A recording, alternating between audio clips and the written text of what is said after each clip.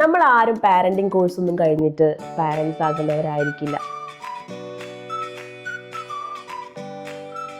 നമ്മൾ ആരും parenting course ഒന്നും കഴിഞ്ഞിട്ട് പാരന്റ്സ് ആകുന്നവരായിരിക്കില്ല ഭൂരിപക്ഷം ആൾക്കാരും.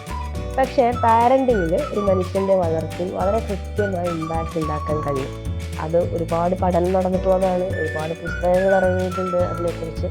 അതിൽ എനിക്ക് ഏറ്റവും ഇഷ്ടപ്പെട്ട ഒരു കോൺസെപ്റ്റാണ് കോൺഷ്യസ് പാരന്റിങ് എന്നത്. കോൺഷ്യസ് പാരന്റിങ് എന്നുകൊണ്ട് ഉദ്ദേശിക്കുന്നത് എന്താ വെച്ചാൽ, നമ്മൾ എങ്ങനെയാണ് കുട്ടികളുമായിട്ട് ഇടപെടുന്ന സമയത്ത് നമ്മളുടെ ഓരോ ആക്ഷനും എങ്ങനെ കുട്ടികളെ ഇമ്പാക്റ്റ് ചെയ്യാമെന്നുള്ള കോൺഷ്യസ്നെസ്സിൽ നിന്നുകൊണ്ട് നമ്മൾ അവരുമായിട്ട് കോൺഷ്യസ്ലി ഇടപെടുന്നതിനെ കുറിച്ചാണ് കോൺഷ്യസ് പാരന്റിങ് എന്നുള്ള കോൺസെപ്റ്റ് പറയുന്നത്.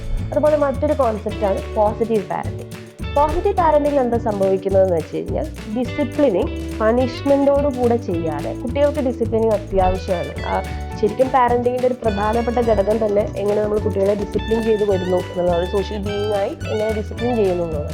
അതിൽ പണിഷ്മെന്റിന്റെ എലമെന്റുകളില്ലാതെ അവരുടെ വളർച്ചയെ സഹായിക്കുന്ന ഘടകങ്ങളെ കൂടുതൽ ഫോക്കസ് ചെയ്തുകൊണ്ട് നമുക്ക് എങ്ങനെ അവരെ ഡിസിപ്ലിൻ ചെയ്യാമെന്നുള്ളതാണ് പോസിറ്റീവ് പാരന്റിങ് പറയുന്നത്.